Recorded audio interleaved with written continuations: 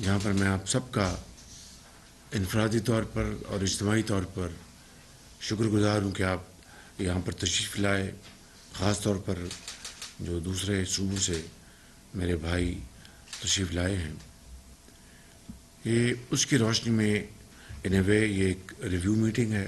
کراچی میں ایک واقعہ ہوا پولیس جو ان کے آفیسر کے سامنے، وہاں پر میں سمجھتا ہوں کہ ہماری سندھ کی پولیس، رینجرز اور فوج پاکستان نے بڑی دلیری سے ان کا مقابلہ کیا۔ 4 ہمارے اہلکار اللہ کو پیارے ہوئے، اللہ تعالیٰ ان کو جنت الفردوس میں بلند مقام پر جگہ عطا فرمائے۔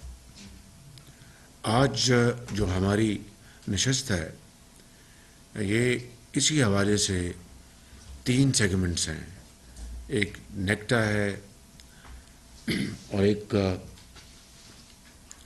ایپیکس کمیٹی ہماری، اس کو سارے کو ریویو کرنا ہے ہم نے۔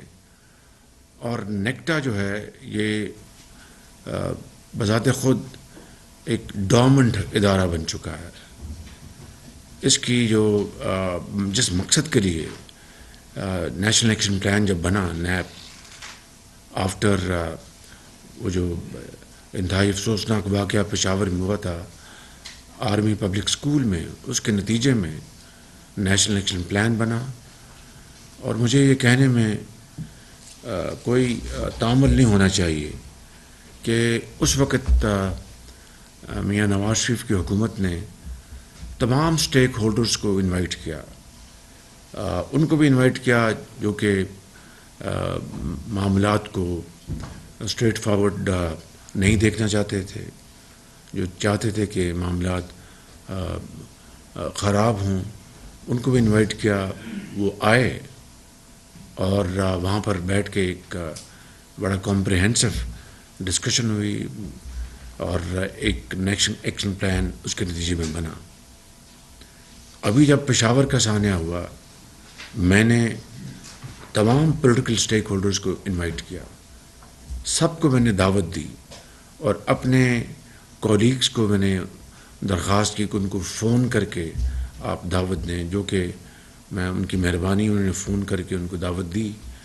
لیکن اس کے باوجود بھی وہ انہوں نے یہ مناسب نہ سمجھا کہ وہ اس میٹنگ میں تشریف لائیں، اور آج تک ان کی کوشش یہی ہے کہ سڑکوں کے اوپر معاملات طے کیے جائیں، نہ کہ ایک کمرے میں بیٹھ کے ایک پاکستانی کے طور پر اور اپنی مستقبل کو سنوارنے کے لیے فار دی سیک آف پاسٹیرٹی ہم بیٹھ کے ان معاملات کو طے کریں۔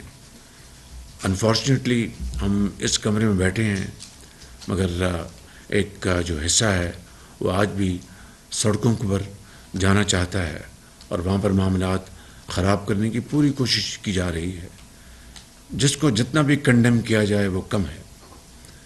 اور جبکہ آج پاکستان اکنامک چیلنجز کو فیس کر رہا ہے، IMF سے گو کہ انشاءاللہ معاملات طے ہو جائیں گے، مگر it still week 10 days in the future, اور اس کے لیے جو ایک بہت ایک کڑی شرائط کو ہم مجبور ہو گئے ہیں ان کو منظور کرنے کے لیے، ان کو ماننے کے لیے، کیونکہ اسٹیٹ آف پاکستان پہلے ہے اور باقی چیز اس کے ماتحت ہے۔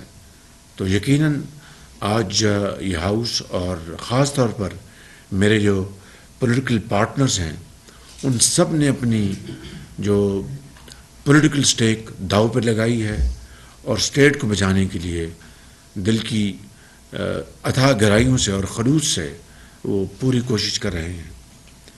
میں یہاں پر نام لیے بغیر یہ کہنا چاہتا ہوں کہ ایک پاکستان کا انتہائی دوست ملک ہے، ہمارا یہ سب کا خیال تھا کہ وہ انتظار کر رہے ہیں کہ IMF کا معاہدہ ہو جائے، پھر وہ اپنا حصہ وہ ڈالیں گے۔ لیکن اس دوست ملک نے چند دن پہلے فارن منسٹر اس سے آگاہ ہیں کہ انہوں نے ہمیں کنوے کیا جی ہم آپ کو یہ بالکل اسٹریٹ اوے کر رہے ہیں، اور یہ چیزیں بھلائی نہیں جا سکتی۔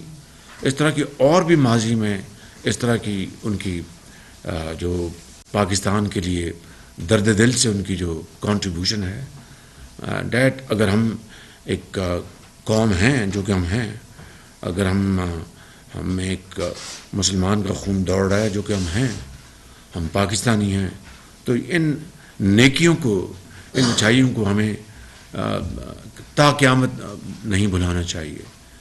اسی طریقے سے میں بھی ان ممالک میں گیا، فارن منسٹر بھی تشریف لے گئے، تو بہت پازیٹیو وہاں سے سینٹیمنٹس ہیں اور بڑی ان کی پاکستان کے لیے بڑی نیک خواہشات ہیں۔ تو یہ چیزیں جو ہیں، یہ ایک تو اللہ تعالیٰ کی عنایت ہے، یہ کوئی انسان کی بس کی بات نہیں۔ انسان تو کوشش کر سکتا ہے اخلاص کے ساتھ، تو وہ کوششیں اللہ تعالیٰ اس میں برکت ڈال رہا ہے، لیکن اگر ہم اپنے گھر کے حالات خود درست نہیں کریں گے تو پھر کوئی ہماری مدد کو نہیں آئے گا۔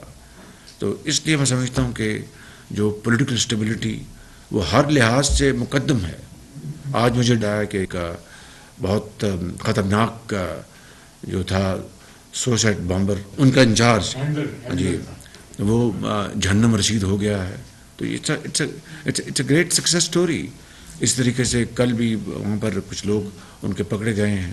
تو یہ ایک ایفرٹ جاری ہے پولیٹیکل اینٹریز کی طرف سے، پولیس اینٹریز کی طرف سے، ایڈمنسٹریشن کی طرف سے، ہماری افواج پاکستان کی طرف سے۔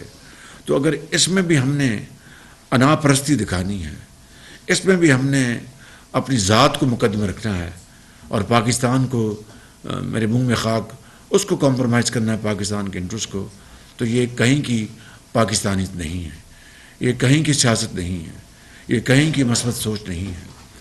اس لیے میں سمجھتا ہوں کہ ہم جتنی جلدی اس معاملے کی نزاکت کو سمجھ جائیں، اتنا ہماری جو نسلیں آنے والی ہیں ان کی بہتری ہوگی، اور وہ یاد رکھیں گے کہ اجتماعی کاوش سے اور اذہان مل کے بیٹھے اور اجتماعی سوچ سے پاکستان کو مشکل حالات سے ہم نے بچایا اور اس طرف لے گئے جو کہ پاکستان کا ایک خواب تھا۔